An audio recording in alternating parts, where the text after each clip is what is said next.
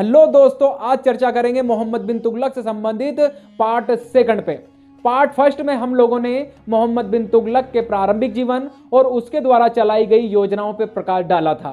दोस्तों, जिन लोगों ने पार्ट फर्स्ट नहीं देखा है उसके लिए इस वीडियो के डिस्क्रिप्शन में मेरे द्वारा उसका लिंक डाल दिया गया है। तो आप लोग सभी जो आज डायरेक्ट पार्ट 2 देख रहे हैं वो पहले पार्ट फर्स्ट एक बार देख लें, तभी आप लोगों को सारी चीजें क्लियर होंगी। तो दोस्तों, इस वीडियो में मोहम्मद बिन तुगलक से संबंधित हम लोग उसकी उपाधियां, उसका धार्मिक जीवन, साहित्य एवं कला के संरक्षक के रूप में और उसके समय हुए विद्रोह पर और अंत में मोहम्मद बिन तुगलक की मृत्यु पर चर्चा करेंगे। तो दोस्तों, सर्वप्रथम हम लोग चर्चा करें मोहम्मद बिन तुगलक की इतिहास में उपाधियां क्या हैं। तो मोहम्मद बिन तुगलक की इतिहास में उपाधियां एक बुद्धिमान मूर्ख शासक, धनवानों का राजकुमार, रक्त पिपासु, अंतर्विरोधों का विस्मयकारी मिश्रण, तमाम ऐसी उपाधियां इतिहासकारों के द्वारा उसे दी गई है। तो क्यों दी गई इस प्रकार की उपाधियां? तो मोहम्मद बिन तुगलक ने जो नीतियां चलाई थी, जो योजनाएं चलाई गई थी, जो उसके तुगलकी फरमान थे, इन फरमानों के कारण, इन योजनाओं के कारण इतिहासकारों ने मोहम्मद बिन तुगलक को इतिहास में अलग अलग उपाधियों से नवाजा है। एक चीज बता दूं आप लोगों को, मोहम्मद बिन तुगलक दिल्ली सल्तनत का पढ़ा लिखा सुल्तान, एक बुद्धिमान मूर्ख शासक, जो कि उसकी एक उपाधि पे भी हम लोगों ने चर्चा किया। तो जीवन में पढ़ा लिखा होना ही सब कुछ नहीं है, जैसा कि हम लोगों ने मोहम्मद बिन तुगलक को देखा। जीवन में अनुभव का होना बड़ा जरूरी है, जो मोहम्मद बिन तुगलक के पास नहीं था। तो यह इतिहास में वो असफल भी हुआ। और इतिहास हम लोग पढ़ते ही इसलिए हैं दोस्तों कि वो जो इतिहास में जो गलतियां की गई हैं उसको हम लोग वर्तमान में ना दोहराएं। तो ये बात की हम लोगों ने मोहम्मद बिन तुगलक की उपाधियों की। अब बात करें मोहम्मद बिन तुगलक की धार्मिक नीति की। तो मोहम्मद बिन तुगलक की धार्मिक नीति कैसी रही? तो सहिष्णुता के सिद्धांत पर आधारित रही, अर्थात अपने धर्म में रहते हुए दूसरे धर्मों का भी सम्मान करने वाली नीति हम लोगों को मोहम्मद बिन तुगलक की देखने को मिलेगी।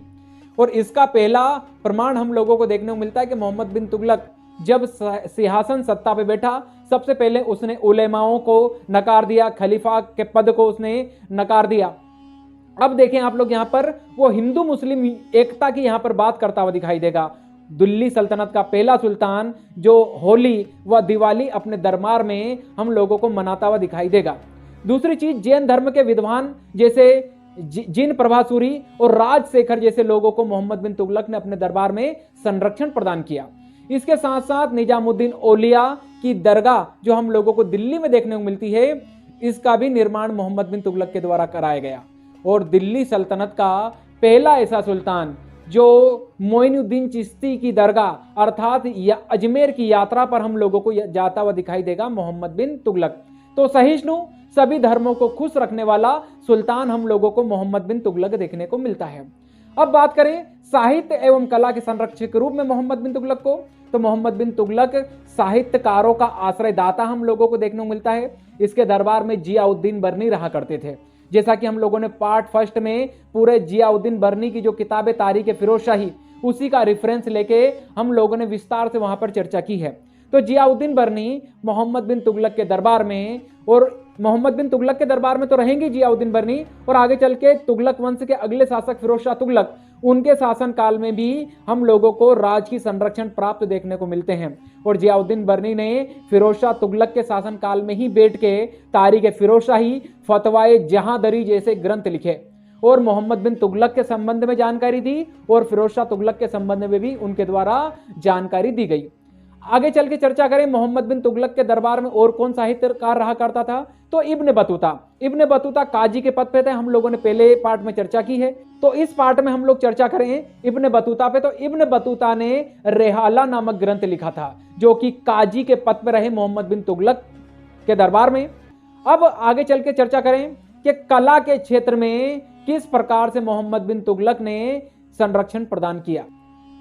अब कला के संरक्षक के तौर पे मोहम्मद बिन तुगलक को देखें तो दोस्तों, हम लोगों ने राजधानी परिवर्तन देखी थी मोहम्मद बिन तुगलक की। मोहम्मद बिन तुगलक ने राजधानी परिवर्तन दिल्ली से दौलताबाद की थी। तो दौलताबाद की थी ना, तो दौलताबाद को पूरा जो बसाया गया था, भव्य स्मारक वहां पे जो बनाए गए थे, दुर्ग जो बनाए गए थे, ये सब मोहम्मद बिन तुगलक के द्वारा ही किए गए। फिर आगे चल के आदिलाबाद का किला बनवाया गया मोहम्मद बिन तुगलक के द्वारा दिल्ली में, और सबसे अंत में दिल्ली के अंदर ही जहां पना नगर भी मोहम्मद बिन तुगलक के द्वारा बनाया गया था। तो ये चर्चा की साहित्य एवं कला के संरक्षक के रूप में मोहम्मद बिन तुगलक। अब दौर हम लोगों को देखने को मिलता है मोहम्मद बिन तुगलक के शासनकाल में विद्रोह का। दोस्तों आप लोगों को एक चीज बता दूं कि जब मोहम्मद बिन तुगलक राज सिंहासन पर बैठा था तब दिल्ली सल्तनत कुल 23 प्रांतों में बटी थी और मोहम्मद बिन तुगलक के शासनकाल में ही दिल्ली सल्तनत का सर्वाधिक विस्तार हम लोगों को देखने को मिलता है। इस मोहम्मद बिन तुगलक के शासनकाल में हम लोगों को जो 23 प्रांत हैं इनमें दिल्ली, लाहौर, मुल्तान, देवगिरी, इसके साथ साथ में बंगाल हम लोगों को देखने को मिलता है। तो एक बड़ा सा साम्राज्य, और इस बड़े से साम्राज्य की अब जिम्मेदारी थी इसको समेट के रख पाने की, और वही मोहम्मद बिन तुगलक नहीं कर पाया क्योंकि मोहम्मद बिन तुगलक ने जो क्रूर नीतियां चलाई, पॉलिसीज चलाई, इसके कारण राज्य के अंदर विद्रोह हम लोगों को होते हुए दिखाई देंगे। मोहम्मद बिन तुगलक दिल्ली सल्तनत का एकमात्र ऐसा शासक है जिसके समय सर्वाधिक विद्रोह हुए हैं। कुल 34 विद्रोह हम लोगों को मोहम्मद बिन तुगलक के समय दिल्ली में होते हुए दिखाई देंगे, जिसपे से हम लोग 3 विद्रोह पे चर्चा करेंगे। सर्वप्रथम हम लोग चर्चा करें कपिली राज्य के विद्रोह की। सर्वप्रथम आप लोगों को बता दूं कपिली राज्य कहां पड़ता था। कपिली राज्य पड़ता था कर्नाटक के अंदर, और जब मोहम्मद बिन तुगलक ने 1334 में कपिली राज्य को जीता तो यहीं से उसे कपिली राज्य के 2 मंत्री हरिहर और बुक्का प्राप्त हुए, और मोहम्मद बिन तुगलक इन दोनों को अपने साथ दिल्ली ले आया। हरिहर और बुक्का के बारे में हम लोगों को देखने को मिलता है कि ये आगे चल के सुल्तान के काफी विश्वास पात्र बन गए, और इतने विश्वास पात्र बन गए कि आगे चल के इन्होंने इस्लाम को स्वीकार कर लिया। अब 1336 में कपिली राज्य में विद्रोह हुआ। जब कपिली राज्य में विद्रोह हुआ तो सुल्तान के क्योंकि काफी विश्वास पात्र बन चुके थे, ठीक है, तो कपिली राज्य में जब विद्रोह होगा ना तो मोहम्मद बिन तुगलक इन दोनों को, हरिहर और बुक्का को ही कपिली राज्य का विद्रोह दबाने के लिए भेजेंगे। दोस्तों यहां आप लोगों को बिल्कुल भी कंफ्यूज नहीं होना है। विद्रोह और जीतना, देखो मैंने क्या बोला, 1336 में कपिली राज्य को जीता था मोहम्मद बिन तुगलक ने, पहले उसको साम्राज्य में मिलाया था, लेकिन 1336 में 2 साल बाद ही वहां पर विद्रोह हुआ, और विद्रोह दबाने के लिए वो हरिहर और बुक्का को भेज रहा है। वो हरिहर और बुक्का जिनको कपिली राज्य से उठा के मोहम्मद बिन तुगलक दिल्ली लेकर गया, और इन दोनों ने वहां पर इस्लाम स्वीकार कर लिया। सुल्तान के काफी ये विश्वास पात्र हो गए। तो जब 1336 में कपिली राज्य में विद्रोह हो रहा है ना, तो मोहम्मद बिन तुगलक इन्हीं को भेज रहा है। ये स्टोरी रिपीट इसलिए की कि आप लोग थोड़ा सा यहां पर कंफ्यूज ना हो। अब 1336 में हरिहर और बुक्का कपिली राज्य का विद्रोह दबाने। अब यहां पर होगा क्या, हरिहर और बुक्का को उनके जो प्रारंभिक हिंदू गुरु रहेंगे माधव विद्यारण्य और सायणाचार्य, ये दोनों यहां पर हरिहर और बुक्का को मिलेंगे, और जब दोनों की इनकी आपस में मुलाकात होगी तो हम लोगों को देखने को मिलेगा कि माधव विद्यारण्य और सायणाचार्य के प्रभाव में आकर हरिहर और बुक्का पुनः हिंदू धर्म अपना लेते हैं, और वो मोहम्मद बिन तुगलक के विरुद्ध विद्रोह कर देते हैं। वो कपिली राज्य के विद्रोहियों के साथ मिल जाते हैं, और जो भी हरिहर बुक्का के साथ मोहम्मद बिन तुगलक की सेना आई थी, इन लोगों ने उन्हें मार के वापस दिल्ली भेज दिया। अब हरिहर और बुक्का इस कपिली राज्य के आसपास के क्षेत्रों को जीतकर विजयनगर साम्राज्य की स्थापना करेंगे। अब दिल्ली के टूटने का दौर चालू हुआ है, विजयनगर साम्राज्य यहां पर बन चुका है। अब बात करें आगे, देखो आप लोग विजयनगर साम्राज्य, जब भी मैं अगली वीडियो लाऊंगा विजयनगर साम्राज्य पे तो मैं उसका लिंक यहीं से लूंगा। अब आगे चर्चा करें हम लोग मोहम्मद बिन तुगलक के समय हुए दूसरे विद्रोह की। दूसरा विद्रोह किया हसन गंगू ने। हसन गंगू कौन है, तो हम लोगों ने देखा था कि मोहम्मद बिन तुगलक ने राजधानी परिवर्तन की थी दिल्ली से दौलताबाद, और वापस जब वो दौलताबाद से दिल्ली गया था ना तो उसने दौलताबाद का गवर्नर अपॉइंट किया था या नियुक्त किया था, तो हसन गंगू को। हसन गंगू जब विद्रोह करेगा तो मोहम्मद बिन तुगलक हसन गंगू के विद्रोह को भी नहीं दबा पाएगा, और हसन गंगू बहमनी साम्राज्य की स्थापना करेगा। तो मैंने कहा ना अभी आप लोगों को कि मोहम्मद बिन तुगलक के शासनकाल में दिल्ली सल्तनत के टूटने की शुरुआत, और वो इसका पूरा के पूरा दोषारोपण उन 5 योजनाओं पे ही हम लोगों को देखने को मिलता है। अब 2 विद्रोहों की चर्चा की, आगे चल के बात करें तीसरा विद्रोह। तीसरा विद्रोह कहां, तो सिंध क्षेत्र में थट्टा, जो सिंध क्षेत्र था, थट्टा क्षेत्र का मोहम्मद बिन तुगलक के एक गवर्नर थे जिसका नाम है तगी।